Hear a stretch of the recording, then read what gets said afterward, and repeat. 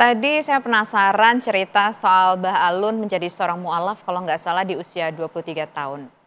Apa sih cerita di balik akhirnya memutuskan untuk menjadi seorang muslim, Mbah? Sebenarnya gini, saya kepengen jadi muslim itu sebenarnya udah lama, sejak umur 17 tahun saya. Waktu Kenapa itu, waktu itu mau 17 tahun udah kepikiran mau jadi muslim? ya karena teman-teman saya mostly muslim. Hmm. Terus kedua, saya waktu itu lebih banyak berinteraksi dengan saudara-saudara kita, dari teman-teman saudara kita suku Bugis, suku Madura, suku Kutai, itu di Samarinda. Samarinda waktu tahun 70-an itu sepi sekali. Jadi jam 5 sore itu udah kayak kota mati waktu itu. Nah saya nongkrongnya kalau sore itu habis mandi, pulang kantor, saya belum muslim kan, saya ke Panglima Batur di situ, Jalan Panglima Batur itu ada pertokoan, tapi tokonya tutup, tapi di depan gelar kayak pasar malam, pasar rakyat. Nah di situ teman-teman kita yang saya banyak suka nongkrong adalah tukang batu cincin. Tukang batu cincin tuh ada teman dari Madura, Bugis. Nah kalau saya lagi lihat-lihat batu itu, terus dia pas jam sholat gitu, jam maghrib gitu, titipin ya katanya, jagain. Katanya, oh iya deh, saya jagain sambil saya hobi batu dulu, batu cincin saya lihat-lihat, oh batu, terus saya ngerti batu apa, oh batu kecubung, batu Banjarmasin, terus ada batu pirus, terus ada khasiatnya apa, saya coba belajar, ada jamrut, ada mira daging, ada mira ruby, semuanya mostly belajar dari orang-orang saudara kita dari Madura, Bugis, sama Kutai di sana. Jadi sehingga saya tahu, begitu Isa, mereka minta tolong jagain lagi ya katanya. Nah, saya bisa sambil dagangin dagangan mereka. Nah, ntar udah sholat. Terus saya tanya, sholat ngapain sih? Terima kasih sama Allah katanya. Karena udah diberi nikmat, diberi napas hari ini. Oh gitu.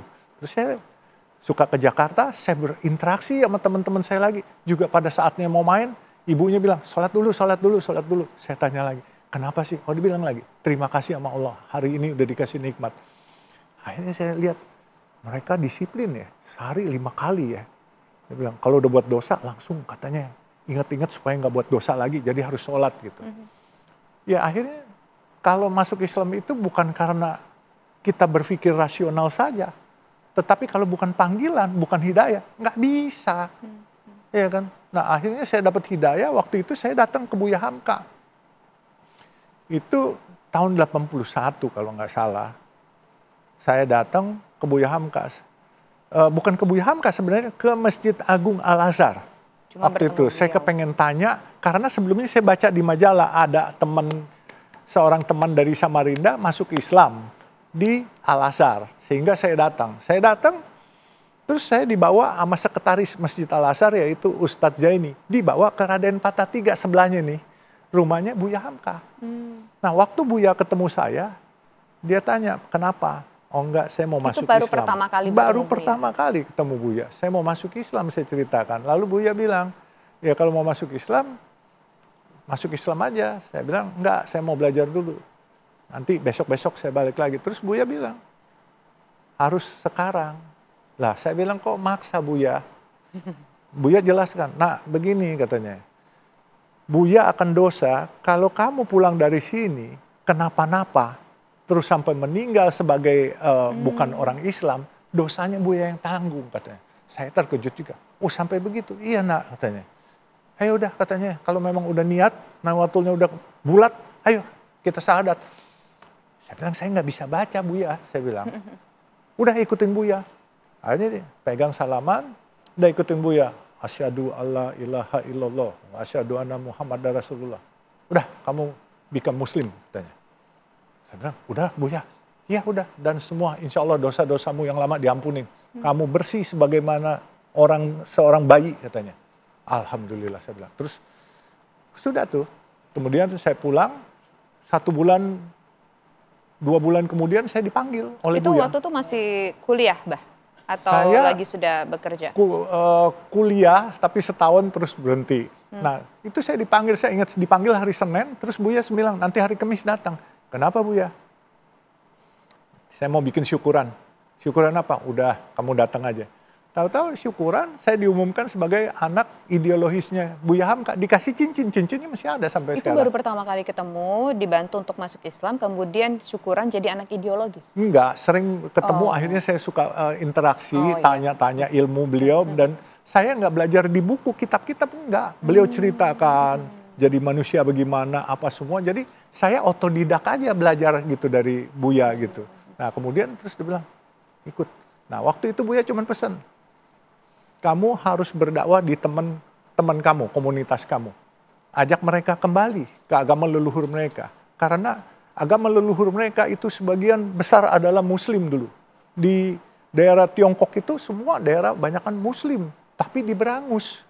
Terus dia bilang, kalau nggak percaya katanya, ada pepatahnya atau hadisnya, dia bilang, utlubul ilma walau bisin. Saya bilang, apa artinya Buya? Tuntutlah ilmu itu walaupun sampai ke negeri Cina. Jadi antara Cina dengan Islam itu sejak dahulu kala udah ada hubungan. Makanya Rasulullah katanya pernah bilang, utlubul ilma walau bisin. Katanya. Jadi tuntutlah ilmu walaupun sampai ke negeri Cina. Dan ternyata benar, saat ini superpower yang Amerika yang berani menghadapi cuma negara Cina. Rusia aja nggak berani, Eropa nggak berani. Ternyata Cina sudah menjadi sedemikian dahsyat. Jadi ramalan di Al-Quran itu betul sekali bahwa Cina akan sudah menjadi negara besar. Terkadang Allah itu menguji seseorang ataupun juga memberikan katakanlah cobaan kepada seseorang ketika sudah memutuskan sesuatu jalan yang dirasa benar dan baik. Pada saat memutuskan untuk menjadi muslim, apakah mungkin pada saat itu Mbah Alun dapat cobaan-cobaan yang luar biasa pada saat itu? Banyak. Misalnya apa tuh, Mbah? Saya dikucilkan sama komunitas saya. Terus saya pernah dikeroyok, dipukulin saya. Gara-gara masuk Islam? Iya, jadi saya ke satu tempat, itu ada ulang tahun teman saya, itu di Press Club dekat Jalan Veteran. Keluar saya dikeroyok sama saudara-saudara kita yang ngeroyok saya. Dikeroyok, digebukin maksudnya? Digebukin, berantem kita, saya dikeroyok. Akhirnya mata saya sampai pecah, tapi baju saya waktu dia pukul sama botol itu robek, tapi tulangnya kulitnya nggak robek gitu. Tapi akhirnya ketahuan biang keroknya siapa. Oh, teman saya juga. Dia, ya sudah, saya bilang, kamu kenapa buat begini? Ya dia minta maaf. Ya sudah, kita berdamai aja, baik-baik, udah semuanya. Ya sudah, tapi saya tahu berarti ada yang nggak suka. Tapi saya berjalan saja. Yang menggoyangkan iman saya banyak, yang mempengaruhi saya banyak. Tapi saya bilang nggak bisa. Saya hidup. Pertama, saya hidup di Indonesia, saya cari makan di Indonesia, saya pasti meninggal di Indonesia. Kedua, saya hidup sebagai Muslim, saya mengharumkan nama Islam, dan saya akan mati sebagai Muslim. Gitu. Mbak Alun juga, kita dengar nih jual nasi kuning ya, kalau nggak salah harganya murah banget, Rp3.000. Betul.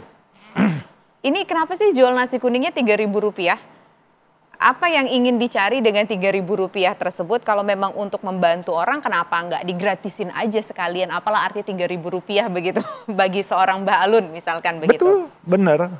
Saya juga mau nyebut angka 3.000. Itu menurut saya, mulut saya disentil sama Allah untuk keluarin angka 3.000. Saya sebelumnya tidak tahu. Biasanya di bulan puasa, kami sudah 7 tahun memberikan gratis makan, khusus di bulan puasa. Di waktu umur saya 60, tahun 2017, terus saya bicara awal Januari 2018 kepada rekan-rekan kerja saya. Saya bilang, saya kepengen ngasih makan orang, jangan bulan puasa aja. Setiap hari di luar bulan puasa. Pak, tapi kami kan libur, Pak. Sabtu Minggu. Oke, Senin sampai Jumat. Saya bilang. Terus kita kasih gratis. Enggak. Jadi dijual, Pak. Iya, berapa harganya? Kenapa saya nggak bilang 1.000, 2.000? Rupanya disentilnya 3.000 udah. Asal sebut aja berarti pada saat itu. Iya, ternyata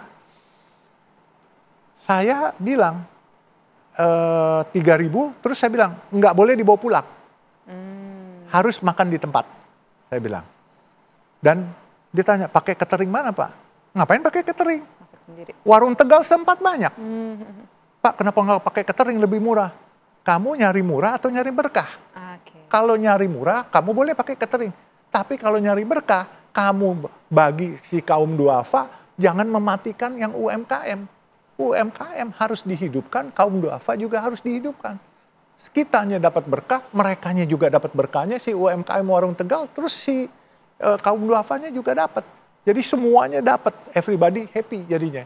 Kalau kamu bikin catering, warga-warga kaum duafa yang biasa makan di warung-warung Tegal setempat, dia lari ke sini. Warung Tegalnya sepi. Ya.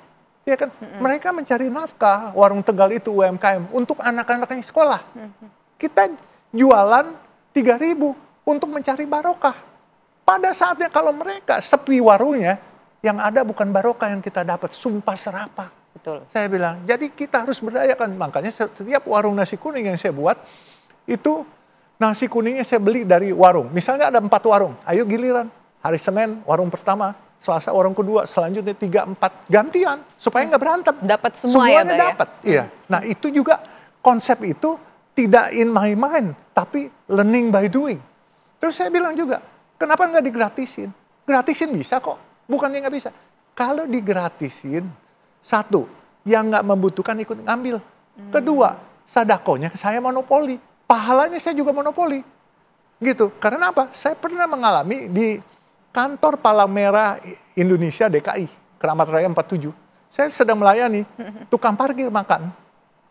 Itu pakai celana pendek, dia makan, dia bayar 3.000. 5 menit kemudian dia kembali. Beli lagi. Pak, saya mau sadakoh. Dia bawain pengemis satu yang pakai tongkat buat sadakoh nih Bapak. Jadi akhirnya sedekahnya itu bisa dilakukan oleh bukan saya saja, tapi mereka juga Berantai ya. berantai, dan akhirnya sedekahnya mereka bisa ikut, pahalanya mereka juga ikut dapat. Jadi bukan bisnis saja Mbak yang nggak boleh dimonopoli, sedekah pun nggak boleh dimonopoli. Itu akhirnya ketemu, jadi jalannya ketemu. Dan alhamdulillah konsep ini dipakai oleh teman-teman, terutama kalau teman-teman Muslim ya sudah banyak. Ini banyak yang non-Muslim memakai konsep ini. Berapa toko nasi Sudah ada outlet 20. 20. Di Cianjur paling banyak. Terus di Bekasi ada, di Itu cuma Sentul. buat sarapan pagi aja atau Enggak, nggak makan ada siang? yang makan siang, ada yang sarapan pagi.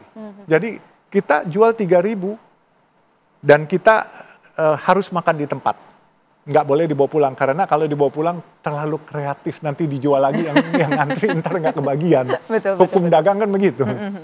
Gitu. Oke, selain bagi-bagi nasi kuning yang harganya Rp3.000, pemirsa, Mbak Alun ini juga punya mimpi mau bangun 1.000 masjid. Kenapa 1.000 masjid dan sudah berapa banyak masjid yang terbangun saat ini? Nanti kita akan bahas, usaha jeda berikut. Kami kembali sesaat lagi.